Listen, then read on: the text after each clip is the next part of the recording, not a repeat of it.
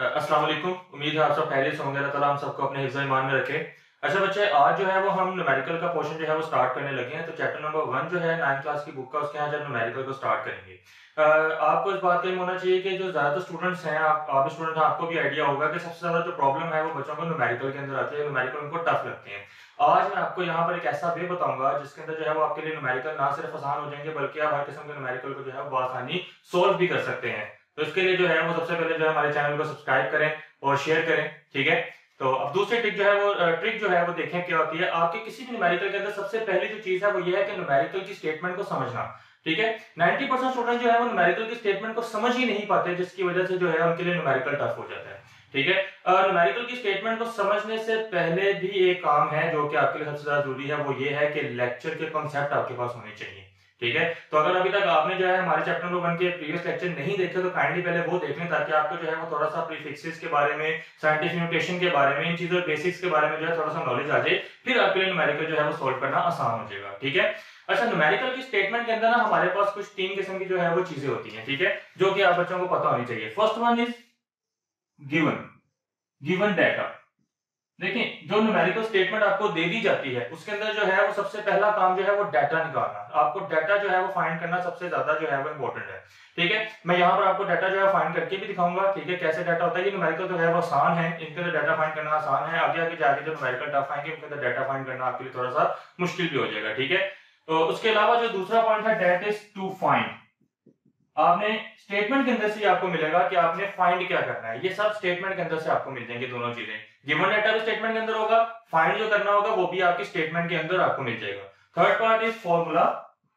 इस फॉर्मूला को आपको पता होना चाहिए, यहाँ फॉर्मूला क्या लगेगा, या सॉल्यूशन।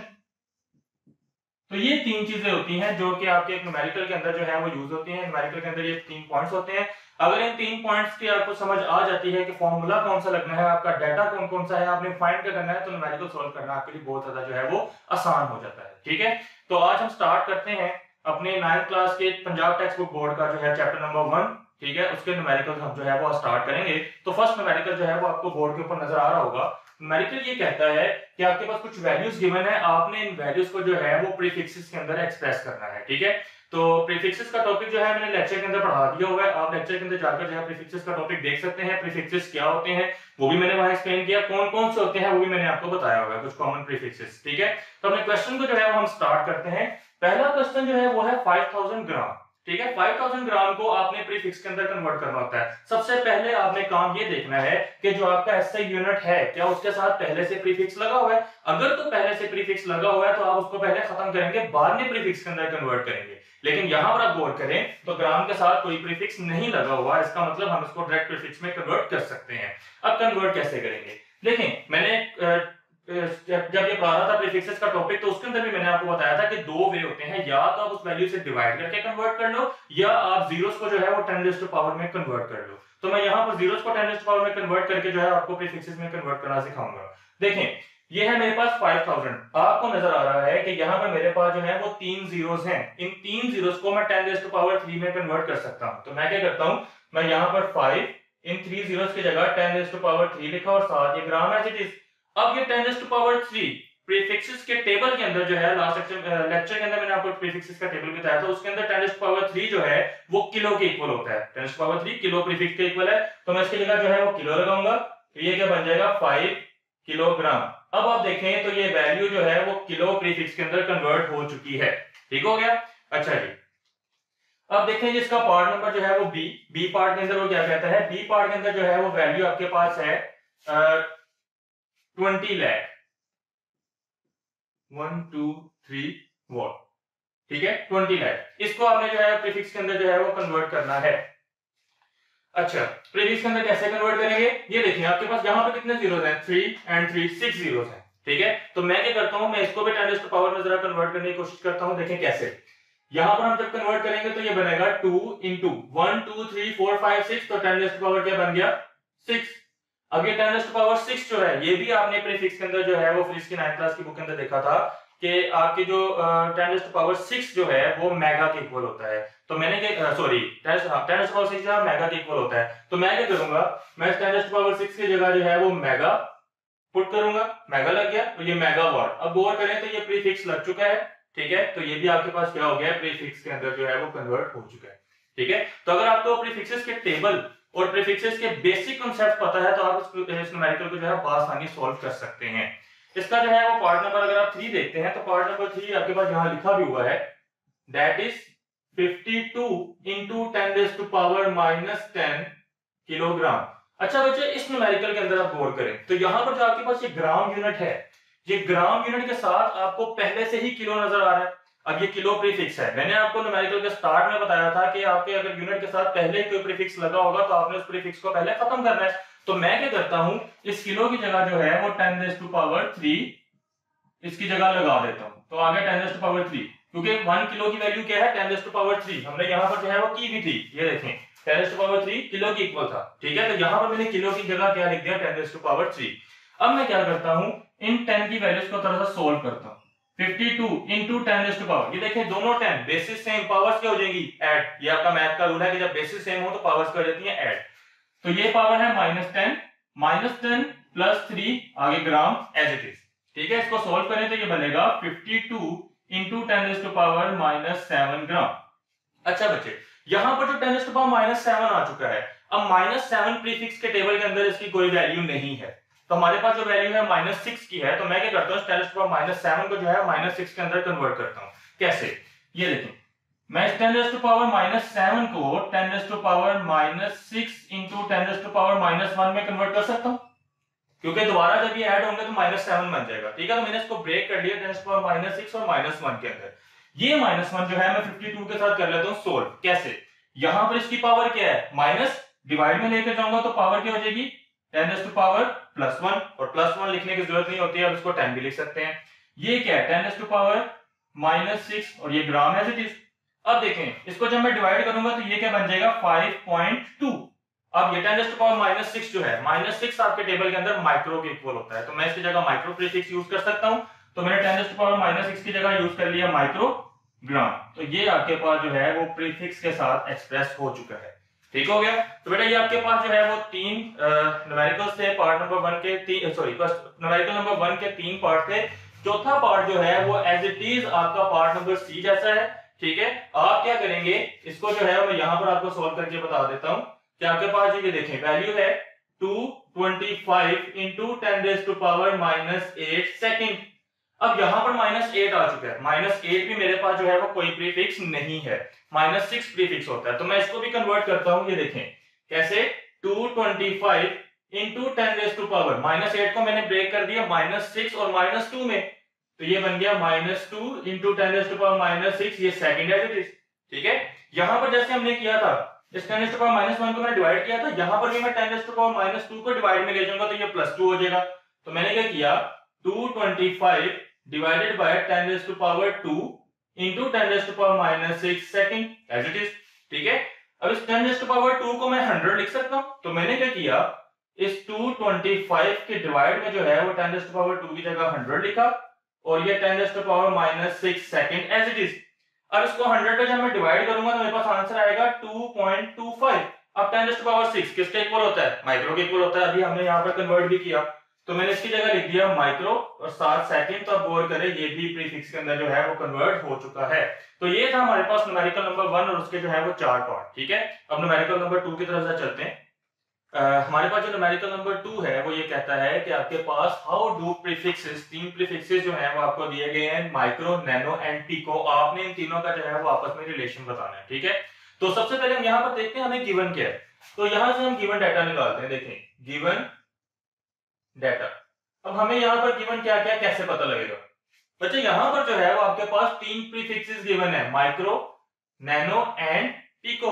तो मैंने क्या किया, मेरे पास 1 माइक्रो जो है वो गिवन था और इसकी वैल्यू क्या थी, 10 रेज़ टू पावर -6। ये आपने प्रीफिक्सेस के टेबल के अंदर ये भी पढ़ा है। ठीक है, 1 नैनो जो है उसकी वैल्यू क्या है, 10 raise to power -9, and 1 pico is equal to 10 raise to power -12। ये 3 वैल्यू जो है वो हमें गिवन है। ओके, अब देखें यहाँ पर जो है वो आपके पास ये तीनों वैल्यूज गिवन है। अब आप क्या करेंगे, आप इन तीनों के दरमियान रिलेशन निकालेंगे। मेरे पास जो बड़ा प्रीफिक्स होगा मैं उसको पिक करूंगा और उसमें से जो है वो छोटा प्रीफिक्स निकालूंगा। पहले जो है मैं इन दोनों के दरमियान जो है वो रिलेशन फाइंड करता हूँ, 1 माइक्रो और 1 नैनो के दरमियान। बच्चे यहां देखें, आपके पास जो 1 नैनो है that is equal to 10 raise to power -9, -9 के इक्वल है। और यहां पर -9 को मैं ब्रेक कर सकता हूं कि आपके पास -9 जो है वो इक्वल है -6 एंड -3। इसको ब्रेक कर सकता हूं -6 एंड -3। तो मैंने क्या किया, इस 10⁻⁹ की जगह -3 और -6 लिख दिया। इनको जब ऐड करूंगा तो ये दोबारा जो है वो 10⁻⁹ बन जाएगा। ठीक है, अब देखें यहां पर मैंने इसको जब ब्रेक कर दिया तो 10⁻⁶ जो है वो मेरे पास किसके इक्वल है, माइक्रो के इक्वल है। ये आपको यहां पर नजर भी आ रहा होगा। अब मैं क्या करूंगा, इस 10⁻6 की जगह जो है वो माइक्रो लिख दूंगा। तो मेरे पास 10⁻³ माइक्रो आ गया। तो मेरा 1 नैनो किसके इक्वल है, 1 nano is equal to 10⁻³ micro. तो ये देखें नैनो और माइक्रो के दरमियान जो है वो रिलेशन आ चुका है। ठीक है, अब मैं क्या करता हूं, मैं इन दोनों के दरमियान रिलेशन निकालता हूं, 1 नैनो एंड 1 पिको। मैंने अभी आपको बताया कि आप बड़े प्रीफिक्स को जो है पिक करेंगे और उसमें से छोटे प्रीफिक्स की वैल्यू निकालेंगे।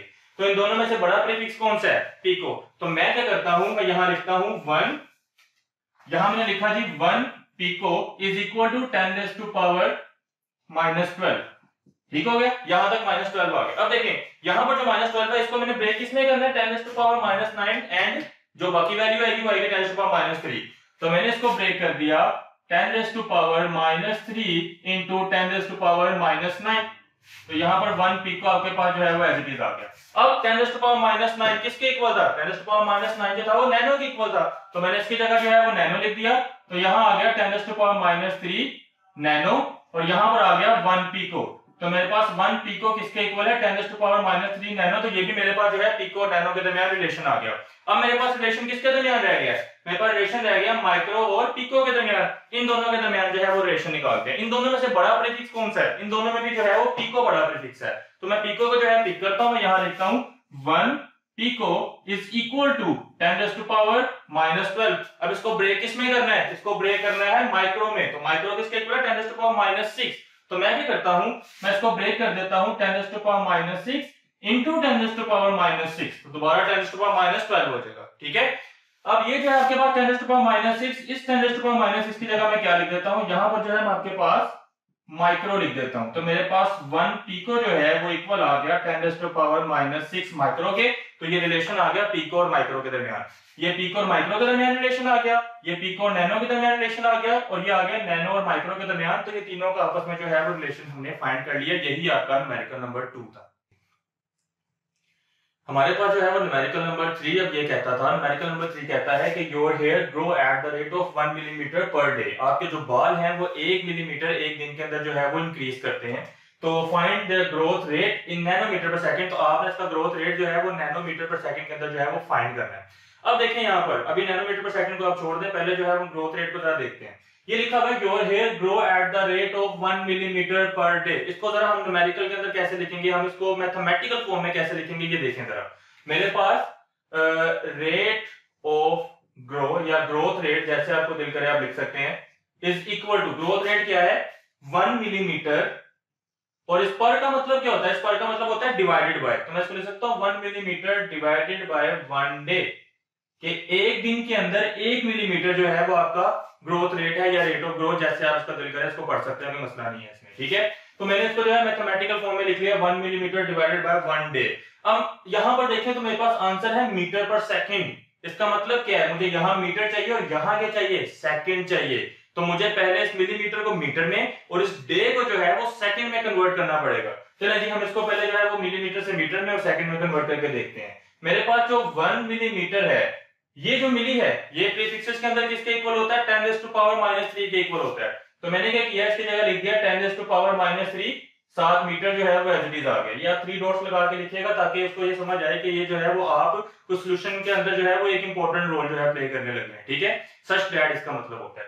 तो 1 मिलीमीटर को आपने कन्वर्ट कर दिया 10⁻³ मीटर के अंदर। अब 1 डे को हमने सेकंड में कन्वर्ट करना है। ये देखें बच्चे, एक दिन के अंदर जो है वो सबसे पहले हम क्या करेंगे, इसको 1 डे से हम घंटों में कन्वर्ट करेंगे, आवर्स में कन्वर्ट करेंगे। तो आपको पता है कि एक दिन के अंदर कितने घंटे होते हैं, 24 घंटे होते हैं। तो मैं क्या करूंगा 1 मल्टीप्लाई बाय 24 मल्टीप्लाई 24 और में चला गया, और से किस में जाएंगे हम, मिनट्स में जाएंगे। 1 घंटे के अंदर कितने मिनट्स होते हैं, 60 मिनट्स। तो मैंने क्या किया, 24 को 60 से मल्टीप्लाई कर दिया तो ये मिनट्स में चला जाएगा।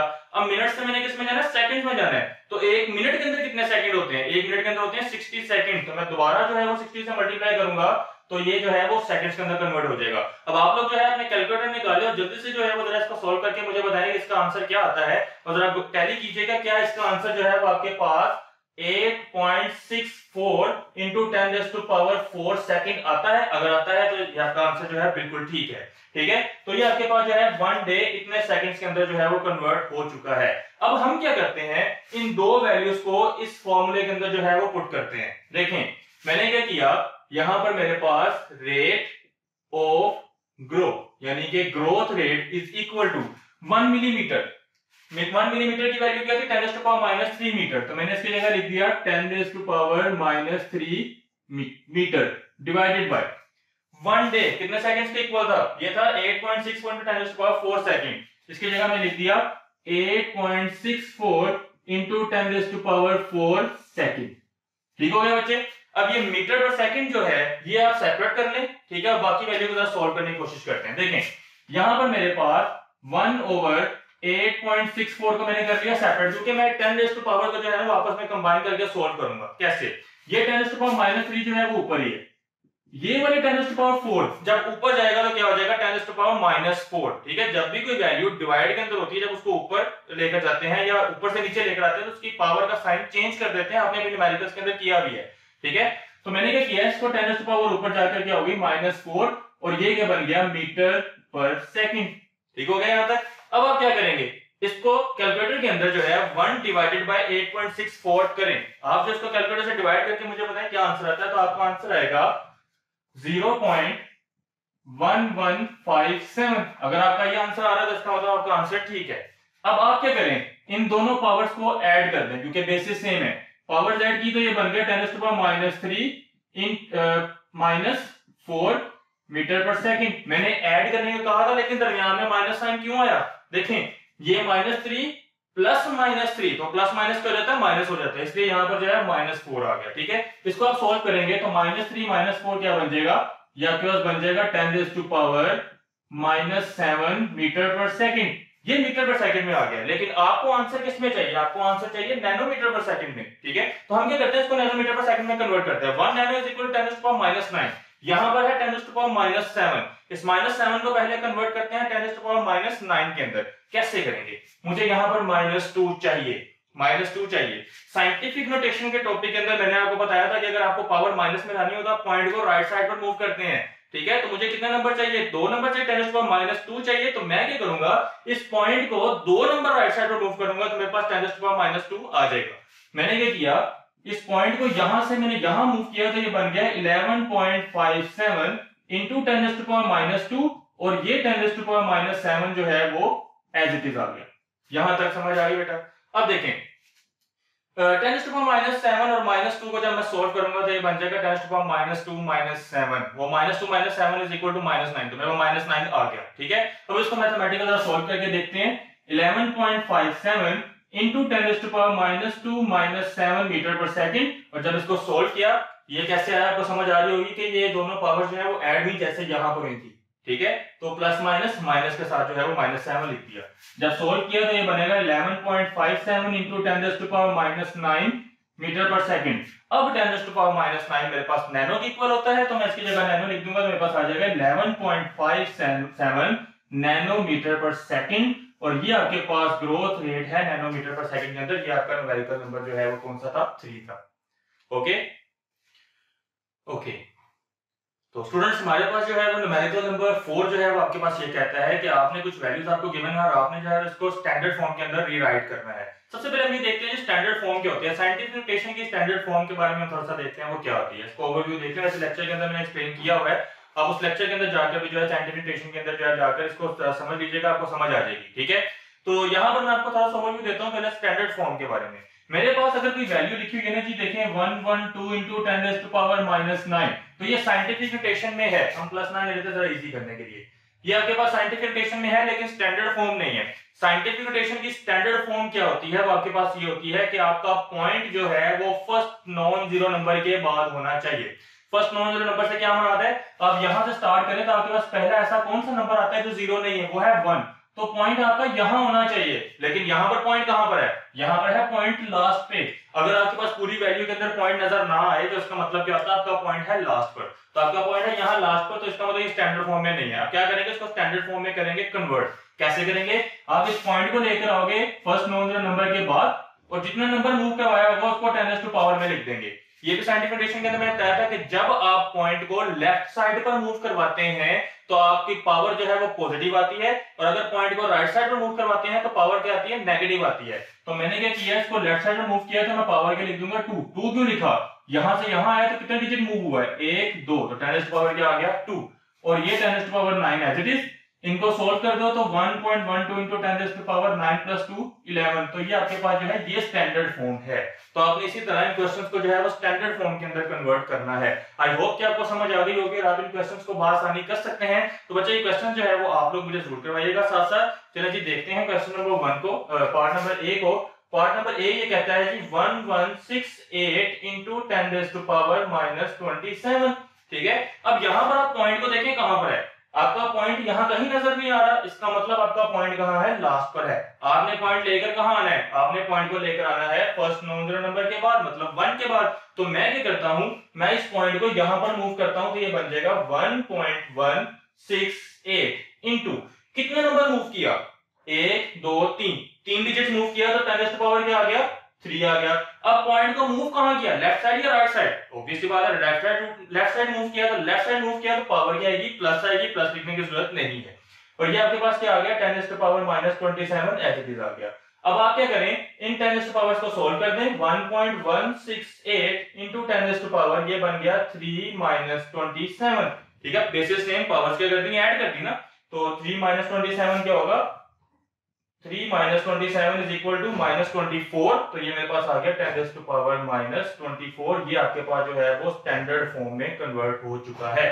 ठीक है, तो इस तरह आप किसी भी वैल्यू को जो है स्टैंडर्ड फॉर्म में कन्वर्ट कर सकते हैं। आइए इसके पार्ट नंबर बी की तरफ चलते हैं। उम्मीद है पार्ट नंबर बी जो है वो आसानी आपको समझ आ भी जाएगा और आप खुद भी कर लेंगे। तो ये पार्ट नंबर बी जो है वो आप मुझे जरूर करवाएं साथ साथ। देखिए बच्चे, पार्ट नंबर बी क्या कहता है, पार्ट नंबर बी कहता है आपके पास वैल्यू है 32 into 10⁵ अब मुझे बताएं क्या ये स्टैंडर्ड फॉर्म में है, नहीं ये स्टैंडर्ड फॉर्म में नहीं है, क्योंकि आपको पॉइंट जो है वो फर्स्ट नॉन जीरो नंबर के बाद नजर नहीं आ रहा। अब आप क्या करेंगे, अब आप क्या करेंगे, आप करेंगे कि पॉइंट को फर्स्ट नॉन जीरो नंबर के बाद लेकर आएंगे। अभी पॉइंट कहां पर है, पॉइंट आपके पास जो है वो लास्ट पर है, कहां लेकर आना है, 3 के बाद। तो मैंने क्या किया, इस पॉइंट को 3.2 लिख दिया, क्योंकि एक नंबर आगे मूव हुआ, एक नंबर आगे मूव हुआ तो क्या आएगा 10⁻⁴ और ये 10⁻⁵ आ गया, ये पावर प्लस आई है। ठीक है, रीजन आप लोग जो है मुझे कमेंट में जरूर बताइएगा प्लस क्यों आई है। ठीक है, मैंने यहाँ पर आपको न्यूमेरिकल के अंदर बता दिया था कि प्लस क्यों आती है, माइनस क्यों आती है, आपको मुझे उम्मीद है समझ आ गई होगी। तो ये मुझे जो है वो आप कमेंट में आंसर इसका जरूर कीजिएगा, पावर प्लस क्यों आई है। अच्छा देखें, अब ये जो है वो पावर्स क्या हो जाएंगी, ऐड हो जाएंगी, तो पावर्स ऐड हुई, 1 + 5 क्या बन गया 6। तो ये मेरे पास 3.2 into 10⁻⁶ ये स्टैंडर्ड फॉर्म में जो है वो कन्वर्ट हो चुका है। ठीक है, तो इसी तरह आपने भी जो किया होगा, उम्मीद है कि यही आंसर आएगा। अगर तो यही आंसर है तो इसका मतलब आपका आंसर बिल्कुल ठीक है, वेरी गुड, शाबाश, ठीक हो गया। अब इसका पार्ट नंबर सी की तरफ चलते हैं। पार्ट नंबर सी क्या कहता है, पार्ट नंबर सी आपके पास ये कहता है, part number see that is 725 into 10⁻⁻5 kilogram. बेटा यहाँ यूनिट को नहीं देखना, ठीक है, ये सिर्फ हमने स्टैंडर्ड फॉर्म में कन्वर्ट कर देना, यूनिट का यहाँ कोई कंसर्न नहीं है। अब देखें, यहां पर देखें जी, पॉइंट कहां पर है, लास्ट पर। सेम क्वेश्चन, आप पॉइंट को कहां लेकर आएंगे, 7.7 के बाद। तो 7 के बाद आया तो 10⁻⁴ क्या आ गई, 2 आ गई, प्लस 2 आई क्योंकि लेफ्ट साइड पर मूव किया था, into 10⁻⁻5 as it is, kilogram भी एज इट इज। अब आप क्या करें, इन पावर्स को सोल्व कर लें, तो ये क्या बन गया 10⁻2 -5। 2 - 5 किसके इक्वल होता है, 2 - 5 इक्वल होता है -3 के। तो ये आ गया 10⁻³ किलोग्राम। ये आपके पास साइंटिफिक स्टैंडर्ड फॉर्म में जो है वो कन्वर्ट हो गया, सिंपल, कोई मुश्किल काम नहीं है, इजी है। लास्ट पार्ट इसका देखते हैं, इसके साथ आपका न्यूमेरिकल कंप्लीट हो जाएगा। इसका डी पार्ट क्या कहता है आपके पास, डी पार्ट ये कहता है जी 0.02 into 10⁻⁻8, जिसको कन्वर्ट करते हैं। यहां पर आप गौर करें, आपका पॉइंट कहां पर है, यहां पर। क्या ये फर्स्ट नॉन जीरो नंबर के बाद है, नहीं, ये जीरो नॉन जीरो नहीं है, ये जीरो है। तो आपने कहां लेकर जाना है, आपका फर्स्ट नॉन जीरो नंबर है 2, 2 के बाद पॉइंट को लेकर जाना है। तो मैं क्या करता हूं, इस पॉइंट को 2 के बाद ले जाता हूं, 2 के बाद कोई नंबर नहीं है तो पॉइंट लिखने की जरूरत नहीं है, 2 आ गया इंटू 10 रेज़ टू पावर। अब यहां 10 की पावर क्या आएगी, कितने नंबर मूव किया है, 1 2, 2 डिजिट मूव किए तो 10 की पावर आ गई 2। अब यहां पर लेफ्ट साइड पर मूव नहीं किया बल्कि राइट साइड पर मूव किया तो पावर क्या आएगी, नेगेटिव आएगी। तो यहां आ गया 10 टू पावर -2 और ये -8 जो है वो ऐसे चीज रह गया। अब इन पावर्स को ऐड करने तो ये बन जाएगा -2 इंटू 10 टू पावर -2 -8, तो ये बन गया 2 इंटू 10 रेज़ टू पावर -10। ये आपके पास स्टैंडर्ड फॉर्म में कन्वर्ट हो चुका है। ये आपके पास सिंपल सा जो है न्यूमेरिकल नंबर कौन सा था, आपके पास न्यूमेरिकल नंबर 4 था जो कि स्टैंडर्ड फॉर्म के अंदर कन्वर्ट करना था। अब न्यूमेरिकल नंबर 5 देखते हैं, वो भी बिल्कुल ऐसे ही है, आइए उसको देखते हैं। तो न्यूमेरिकल नंबर 5 भी जो यही है, वो यही कहता है कि राइट इन स्टैंडर्ड फॉर्म, आपने इन वैल्यूज को भी जो है वो स्टैंडर्ड फॉर्म में लिखना है। बिल्कुल एज इट इज जो हम न्यूमेरिकल नंबर 4 करके आए हैं वैसा ही है। उम्मीद है आप लोग कर सकते हैं, तो साथ साथ इसको कीजिएगा। मैं यहाँ पर सोल्व करता हूँ, देखिएगा आपके आंसर जो है मेरे साथ मैच करते हैं कि नहीं। ओके, तो स्टार्ट करते हैं जी। पहला इसका part A, that is 6400 kilometre. Standard form के लिए मैंने आपको बताया था कि पॉइंट जो है फर्स्ट नॉन जीरो नंबर के बाद होना चाहिए। यहाँ पर पॉइंट कहां पर है, फर्स्ट नॉन जीरो नंबर के बाद है नहीं, इसका मतलब स्टैंडर्ड फॉर्म में नहीं है। पॉइंट कहां पर है, पॉइंट है लास्ट पर। इसको कहां लेकर आएंगे, 6 के बाद। तो मैंने लिखा 6.400 इंटू 10 रेज़ टू पावर, कितने नंबर मूव हुआ है, 1 2 3 डिजिट मूव हुआ है। तो यहाँ पर क्या आ जाएगा 10 रेज़ टू पावर 3। अब पावर पॉजिटिव आई है, नेगेटिव क्यों नहीं है, क्योंकि मैंने पॉइंट को कहां मूव किया, लेफ्ट साइड पर। जब पॉइंट लेफ्ट साइड पर मूव करते हैं तो पावर क्या आती है, पॉजिटिव आती है। अब ये पॉइंट के बाद वाले जीरोस लिखने की जरूरत नहीं है, तो ये बन गया 6.4 into 10 raise to power 3 kilometre. तो ये स्टैंडर्ड फॉर्म में जो है वो कन्वर्ट हो गया, ठीक हो गया। अब देखें इसका part number B. Part number B ये कहता है 380,000 किलोमीटर। ओके, इसको कन्वर्ट करते हैं स्टैंडर्ड फॉर्म में, सेम एज इट इज है। पॉइंट कहां पर है, यहां पर। पॉइंट को लेकर कहां आना है, 3.8। आगे वाले पॉइंट के बाद वाले जीरोस हम नहीं लिखते, ठीक है। पॉइंट के बाद वाले जीरोस की कोई वैल्यू नहीं होती तो हम उसको इग्नोर कर देते हैं। लेकिन हम 10 की पावर जब लिखेंगे तो उसमें इन जीरोस को काउंट लाजमी करेंगे। कितने जीरोस आए, 1 2 3 4 5 वैल्यूज आई, ठीक है। तो मैंने क्या लिख दिया, 10 रेज़ टू पावर 5, 7 आ गया किलोमीटर। तो ये आपके पास स्टैंडर्ड फॉर्म में कन्वर्ट हो गया, सिंपल, ठीक है। इसका पार्ट नंबर सी देखते हैं। पार्ट नंबर सी भी इजी है। वो क्या कहता है, 1 2 3 मीटर पर सेकंड। ये आपके पास जो है वो क्वेश्चन है, इसको कन्वर्ट करके देखते हैं। पॉइंट कहां पर है, पूरी वैल्यू में आपको पॉइंट नजर नहीं आ रहा, इसका मतलब पॉइंट है लास्ट पर। तो कहां लेकर आना है इस पॉइंट को, 3 के बाद। तो मैंने क्या किया, इसको लिख दिया 3 पॉइंट। आगे वाले जीरोस लिखने की जरूरत नहीं है, क्योंकि मैंने बताया पॉइंट के बाद जीरोस की कोई वैल्यू नहीं होती, वो हम नहीं लिखते। बट 10 रेज़ टू पावर जब लिखेंगे तो हम उसमें काउंट जरूर करेंगे। तो ये आएगा 1 2 3 4 5 6 7 8, 8 डिजिट्स मूव हुआ है। तो 10 रेज़ टू पावर क्या आ गया, 8 मीटर पर सेकंड। पावर यहां पर भी प्लस आएगी क्योंकि पॉइंट को कहां मूव किया है, लेफ्ट साइड पर। ये भी इजी था। पार्ट नंबर डी देखें। पार्ट नंबर डी में वो आपको ये कहता है जी सेकंड्स इन अ डे, एक दिन के अंदर जो है वो सेकंड जो है उसको स्टैंडर्ड फॉर्म में लिखें। यहां पर मुझे कोई न्यूमेरिकल वैल्यू दी ही नहीं गई तो मैं किस में कन्वर्ट करूं। अभी हमने न्यूमेरिकल नंबर जो है वो जब हमने 3 किया था तो मैंने वहां पर आपको एक दिन के अंदर कितने सेकंड्स होते हैं मैंने बताया था। मैंने आपको बताया था कि सेकंड्स इन डे, एक दिन के अंदर जो है वो कितने सेकंड्स होते हैं, वो होते हैं जी आपके पास 864,000 सेकंड। ये कैसे आया, आप न्यूमेरिकल नंबर 3 जो है वो कर रहे हैं, उसमें जाकर देख सकते हैं कि ये इतने सेकंड्स के इक्वल आता है। इसको 10 टू पावर 3 में उसने लिखा होता है, लेकिन हम कैलकुलेटर में इसको सोल्व करके जो मल्टीप्लाई करके देखते हैं तो इसमें आंसर आता है, ठीक है। इसको जो है वो हम ये आया कैसे, मैं आपको थोड़ा सा एक्सप्लेन कर देता हूँ। 24 आवर्स को मल्टीप्लाई किया 60 मिनट के साथ, फिर मल्टीप्लाई किया 60 के साथ, तो मेरे पास ये आंसर आएगा, ठीक है। अब इसको क्या करते हैं, हम स्टैंडर्ड फॉर्म में कन्वर्ट करते हैं। पॉइंट आपको कहीं पर नजर नहीं आ रहा, इसका मतलब पॉइंट कहां है, लास्ट पर है। तो मैं इस पॉइंट को कहां लेकर आऊंगा, 8 के बाद। तो ये बन गया 8.64। आगे वाले जीरोस की कोई वैल्यू नहीं होती, वो नहीं लिखना। इनटू 10 रेज़ टू पावर क्या आएगा, 1 2 3 4, 10 रेज़ टू पावर आ गई 4। अब यहाँ पर साइन प्लस का आएगा क्योंकि लेफ्ट साइड में मूव किया है, तो ये आपके पास जो है वो स्टैंडर्ड फॉर्म में कन्वर्ट हो चुका है। अच्छा बच्चों, यहाँ तक जो है हमारा आज का लेक्चर था। इससे बाकी रिमेनिंग न्यूमेरिकल जो है आपको नेक्स्ट लेक्चर में बताऊंगा, ठीक है। तो इससे रिलेटेड आपका कोई भी क्वेरी, कोई भी क्वेश्चन आप कमेंट में मुझसे जरूर पूछिएगा। अगर आपको न्यूमेरिकल्स की समझ आई तो हमारे चैनल द स्टडी पॉइंट.pk को जरूर सब्सक्राइब करें। अब आपसे इजाजत चाहूंगा, बाकी न्यूमेरिकल्स को नेक्स्ट लेक्चर में डिस्कस करेंगे। अपना ख्याल रखिएगा। अल्लाह हाफिज़।